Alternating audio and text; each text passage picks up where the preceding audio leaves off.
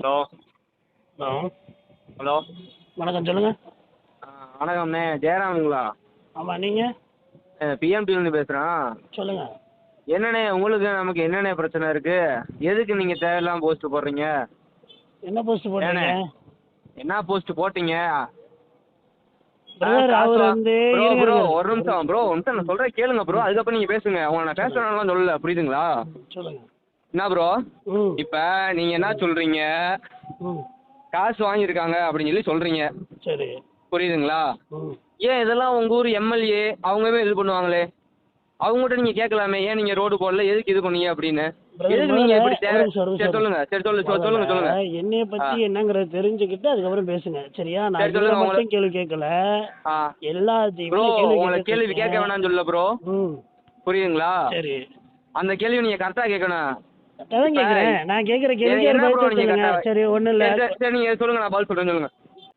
சரி ப்ரோ, சரிங்களா? இருக்குன்னா நீங்கள் காமிக்க வேண்டியானே ப்ரோ. இருங்க, அதை நான் இப்போ காமிக்க மாட்டேன். எலெக்ஷன் டைமில் கண்டிப்பாக அதை நான் வெளியில தான் போவேன், சரிங்களா? அது மட்டும் இல்லை, சரி ப்ரோ. அவர் பணம் எல்லாத்துட்டையும் வாங்குறாருங்கிறதுக்கான ஆதாரமும் என்கிட்ட இருக்கு, சரிங்களா? சரி ப்ரோ. நான் இதில் தப்பா தவறா எதுவும் சொல்லல, நான் ஆதாரம் இருக்கிறத நான் சொல்கிறேன்.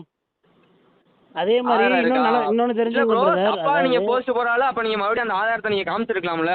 புரியல. அப்ப ஏன் அந்த ஆதாரம் எலெக்ஷன் அப்ப அந்த ஏன் ஆதாரத்தை ஏன் காமிக்கணும் நீங்க? ஏன்னா எலெக்ஷன் டைம்ல ஏன் தான் நீங்க அப்படி காமிச்சா மட்டும் நாங்க தோத்துருவோம்னு நினைக்கிறீங்களா நீங்க? புரியல. இல்ல நீங்க ஆதாரத்தை நீங்க இல்ல ப்ரோ, நீங்க Brother. ஆதாரத்தை இல்ல ப்ரோ பிரதர், நீங்க சொல்ற நான் சொல்றத நீங்க கேளுங்க, நான் சொல்றத நீங்க ஃபர்ஸ்ட் கேளுங்க இதெல்லாம் இப்ப பேச்சுக்கே ப்ரோ. கிடையாது, இடமே கிடையாது. நான் சொல்றத கேளுங்க ஃபர்ஸ்ட்.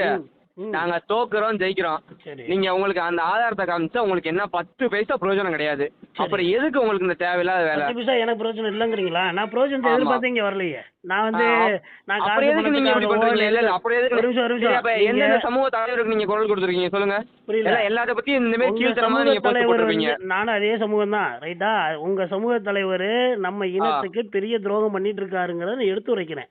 என்ன துரோகம் பண்ணாரு? அதை நீங்க கொஞ்சம் எனக்கு விளக்க முடியுமா? சரி, அவர் என்ன இது வரைக்கும் நல்லது பண்ணியிருக்காரு நீங்க நினைக்கிறீங்க? என்ன நல்லது பண்ணல? மட்டும் சொல்லுங்க. என்ன நல்லது பண்ணல? என்ன பண்ணியிருக்காரு?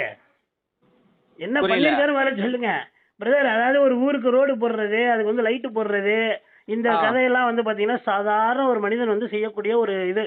இதை நான் வார வாரம் கிளாஸ் எடுத்துட்டு இருக்கேன் எல்லாத்துக்கும், புரியுதுங்களா?